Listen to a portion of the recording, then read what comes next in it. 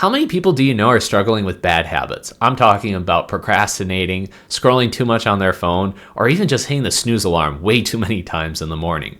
Well, I've dealt with bad habits myself, and I came up with this really great technique that I'm not seeing anybody else talk about. So I'm going to discuss it in this video. I'm going to give a step-by-step guide because it's been really effective for me, and I want you guys to try it out as well. But if you want to have your own copy or your own reference, the link will be in the description. Let's get started. So this is my basic technique, and I'll be zooming in on every single step. In addition, I'll be giving you a live example. So down here, got this all mapped out because it's kind of like in math class. The instructor gives you the equation and is like, all right, there you go, good enough. You're like, no, show me how to do it. Show me how.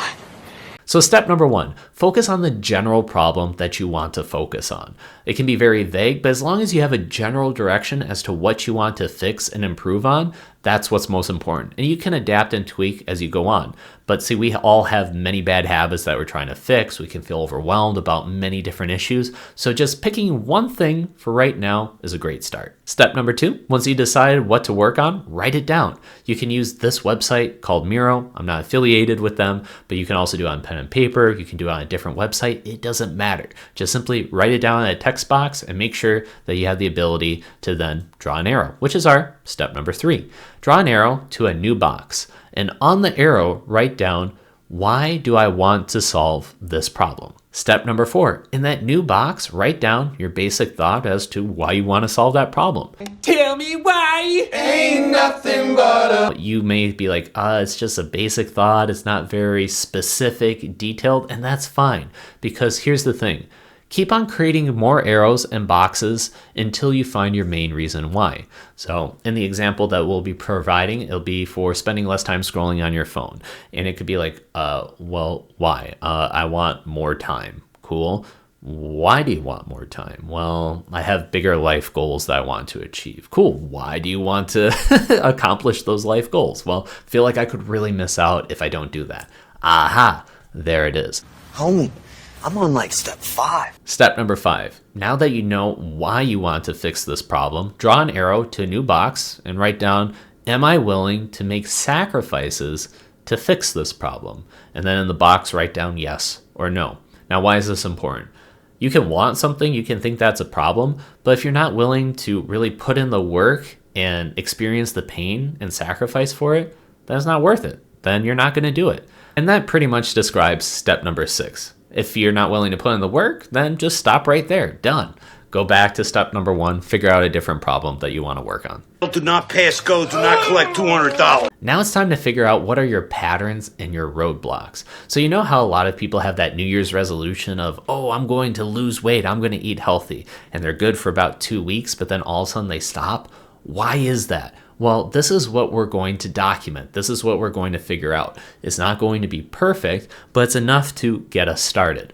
So we're going to create arrows, which are just questions saying like, okay, how did I get here? What steps did I take? What was I feeling before this? And the boxes are going to represent our answers, thoughts, and actions. So we're going to get very specific. And if you're not a pro at this, you're like, it's kind of generic. That's fine. Just as long as you have something that's kind of building up, that's good enough. And if that's still confusing for you, don't worry. Again, I got that perfect example, live diagram, and it'll all make sense then. I trust you. Step number 8, as you document your process and everything that you go through, you're going to hit a point where you say, I don't know. And that is awesome. That's where the most progress happens. Take studying, for example. Many people, they can be very productive for a certain amount of time, and eventually they're like, I can't do anymore. I just want to procrastinate, and then they can't get back to it. And you ask them, well, why is that? Typical response is going to be, I don't know. And then they feel like just giving up right there on the whole technique. I'm like, this is exactly where you're struggling with, because once you can answer that and detect that, now you can move forward. And this is where the magic happens. Step number 9. So at this point, you're stuck. You don't know how to continue. But this is awesome because you can be a scientist and try different things to see what works and what doesn't. And don't get me wrong, you're going to try different things that just don't work. But what was that Albert Einstein quote? Insanity is just doing the same thing over and over, expecting different results. One popular definition of insanity is doing the same thing over and over again and expecting a different outcome. Well, in this process, you're trying new things to see what works, what doesn't, what can be tweaked. And you're documenting it because you're just trying to add that next portion, that next block that gets you to be successful. Right, what's the next step? Step number 10. You already identified where you're stuck. You try to brainstorm different ideas. Maybe you talk to friends, looked online for different solutions. But just pick one thing, commit to it, and set a calendar event in your phone to say like, all right, I'm going to circle back and I'm going to write down the results. You're kind of like a scientist and you're experimenting. Now it could work out great or maybe not, but that's all right. You know, I'm something of a scientist myself. But continuing forward to step number 11, you're going to come back at that time frame. You're going to write down your results. You're going to add the new arrows, the new boxes. And if you were able to make a breakthrough, great. If not, write down what didn't work, why it didn't work, different things you want to test out, and just keep on going and repeat this process until you fix the problem or you feel comfortable with where you're at. So it's going to get done right. Now here's the bonus part. Because you wrote this all down, this is now documentation. You can circle back to this days, months, even years later. Think about like, let's say you get into a relationship and you go through a bad breakup. That sucks, but you're documenting it. You're figuring out your own patterns, your thought process, and eventually you get through it. Awesome. And God forbid you go through another rough breakup. Now, rather than going from scratch, having to go through this whole healing journey, you already know how you typically operate through a breakup and how to really shortcut the healing process. I have a fantastic shortcut to the valley. So zooming out, this is the basic example, and we're going to go step by step so this all will make sense for you. Step number 1, what is the basic problem or thing that we're going to be focusing on? Well, I want to spend less time scrolling on my phone. Perfect. We wrote that down. So now we need to ask ourselves, why do we want to solve this problem? So we're going to continue going further and further, and we're going to seek the main motivation and benefit. So just basic thought, just write it down. First thing that comes into your mind. I'm wasting too much of my time, but okay, could we go further than that? So we ask ourselves, why is that a big deal? Well, I'm falling behind on my goals. So why is that a big problem? Well, I won't achieve my life goals and I may have regret later in life. Awesome. So we identified a core reason why. But this brings us up to step number 5. Is that a problem worth solving? Is it worth sacrificing my screen time in order to accomplish my life goals? Is it worth it? Oh yeah, it's worth it. If you're strong enough. And then we have to really think about it and ask, yes or no.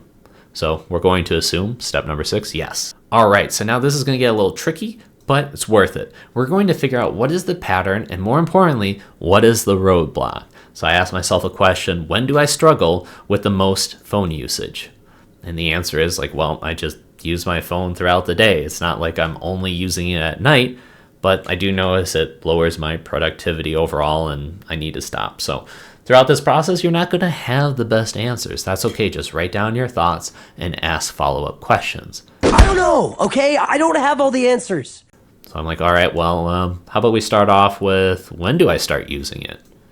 Well, as soon as I wake up. All right. So why do I start using it right away in the morning? Like, what's the benefit here? A lot of people are going to say it has my alarm, and then I like to check my notifications, and it just helps me wake up. Okay, we're on to something here. See, you notice how we're getting started, and we're just mapping it out, and we're able to identify more of what's happening here. I think we're making progress. Now, have you ever tried not using your phone in the morning? Not really. That's the typical response. And a valid question is like, why not? So this is where we hit that roadblock. This is what we want. And you go, I don't know. I don't know why I've never tried it. I don't know. Now we're getting to the point of let's try something different. Let's see if that would help. Maybe it will. Maybe it won't. So we'll say like, okay, I can try that, but here's the problem. Mornings are hard for me. So we keep on asking more questions. What if I could do something different in the morning? I like hot showers, coffee, but it's not the same as scrolling on my phone in the morning. Perfect, not a problem. Let's try to tweak this. Let's do something different. Why not give them something different? What if for the first 15 minutes of the morning, there's no scrolling? Like you gotta make coffee first. I guess I could try that. Now that we have decided on an action, it comes down to when are we going to start this action and when are we gonna mark down, and circle back to our results. Don't give me excuses. Give me results. So we're committing to the new step. I'll start tomorrow morning. I'll set a calendar event from 5 days from now, and we'll see what happens. So let's pretend that's 5 days later, and we're asking ourselves, how did it go? And we're going to write down our results and try new things. Well, I did it for a couple days, but then I stopped. I didn't feel like it was really beneficial. Why is that? I need time in the morning to be lazy. It's just a thing that needs to happen. So that new step didn't work out for me. Ineffective, Captain. Why is that a problem? What's stopping me here? Well, I get too comfortable in bed and too much time slips by, and then I'm lazy for the rest of the day. Cool. But what if I can scroll on my phone then in the morning, but it has to be on the sofa?